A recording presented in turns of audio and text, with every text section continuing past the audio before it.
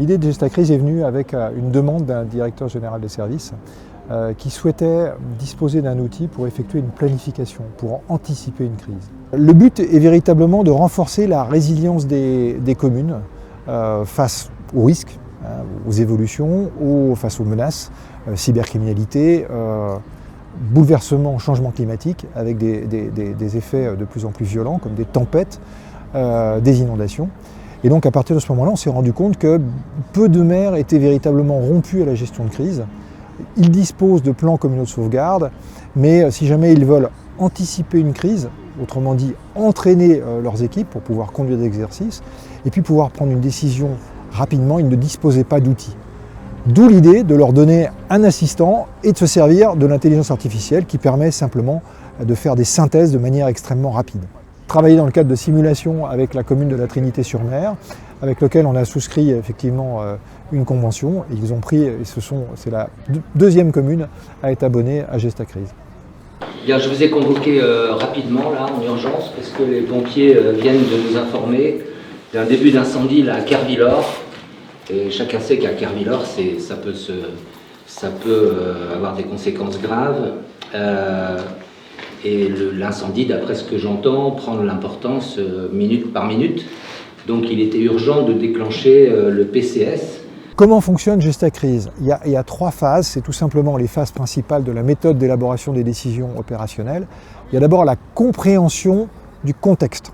Ça passe par l'organisation générale de l'organisme qui est concerné. Ensuite, la mission, l'étude complète de la mission de cet organisme, quand généralement c'est les communes, c'est la sauvegarde de la population.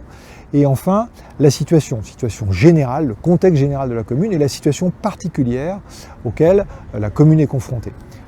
Une fois que cette phase de compréhension est faite, il va y avoir une phase de réflexion où derrière, l'intelligence artificielle va proposer une reformulation de la mission, va reproposer des modes d'action et un objectif final recherché.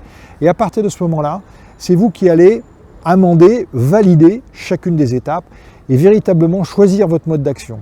Ouais, en cas de nécessité, on rappelle les agents qui doivent se rendre disponibles sauf impossibilité majeure. Jean-Paul, si tu veux bien, tu déclenches dès maintenant l'outil Gestacrise et qui va répartir les actions de chacun en quelques minutes avec nos référents de quartier. Et là, on déclenche aussi le logiciel Everyone qui va permettre de les alerter tous en même temps. Gestacrise, l'intelligence artificielle permet de faire des synthèses de manière extrêmement rapide. Et ce sont des synthèses qui sont totalement exhaustives. Parce que sous l'effet du stress, vous pouvez très bien rater une information qui sera capitale.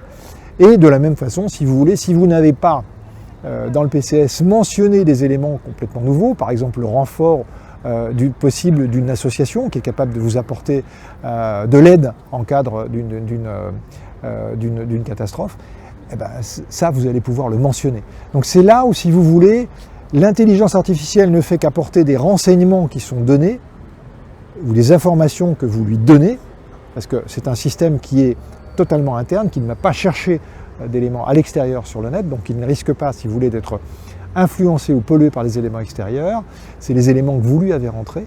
Et c'est là où l'intelligence humaine va faire la différence, en apportant une plus-value dans la prise de décision, des amendements particuliers dans l'analyse, et puis après des validations ou des corrections dans les solutions qui sont visées. Voilà. Bon, mais on connaît bien le territoire, donc on va voir selon l'évolution de la situation. Là, on va confirmer, on va refaire un point des directives que je viens de donner, et on confirme ça dans Gestacrise. C'est Gestacrise qui va permettre effectivement de bien confirmer les actions dans leur priorisation, l'échelonnement dans le temps et puis les dispositions supplémentaires qu'il faut prendre, plutôt que d'aller chercher le boulot. Ouais, c'est ça. Et ça va permettre d'avoir une information essentielle et exhaustive.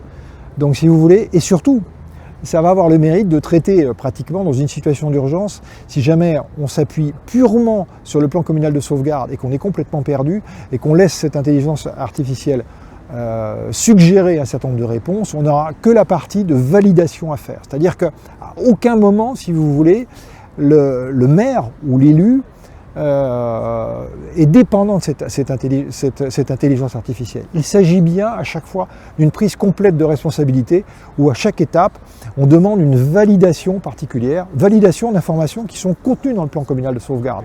Donc dans le pire des cas, si vraiment on n'a aucune idée, ça permettra de prendre la moins mauvaise des décisions, mais dans tous les cas de le faire rapidement. Bon, est-ce que tout le monde a bien compris son rôle? Oui. Moi, je propose qu'on refasse une confirmation comme on fait dans l'armée, bien reçue. Donc ça veut dire, vous avez reçu quoi, vous, Richard? Ces décisions sont fiables parce qu'on va travailler sur ses propres données.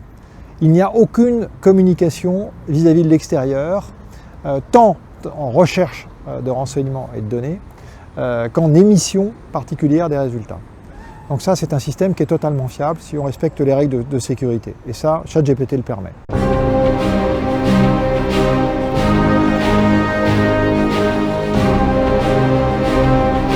La vision à long terme sur ce type d'outil est forcément importante, puisqu'elle va permettre, c'est un outil évolutif, qui va évoluer, qui va apprendre avec le temps. Et donc, une commune qui va rentrer dans ce dispositif, les étapes suivantes viendront augmenter la capacité de l'outil à apporter une réponse adaptée. Et donc, je dirais que c'est un outil qui va apprendre au fur et à mesure. D'ici quelques minutes, on va pouvoir avoir effectivement un checklist de toutes les opérations, leur priorisation, et puis confirmer ce qu'on vient de dire pour démarrer.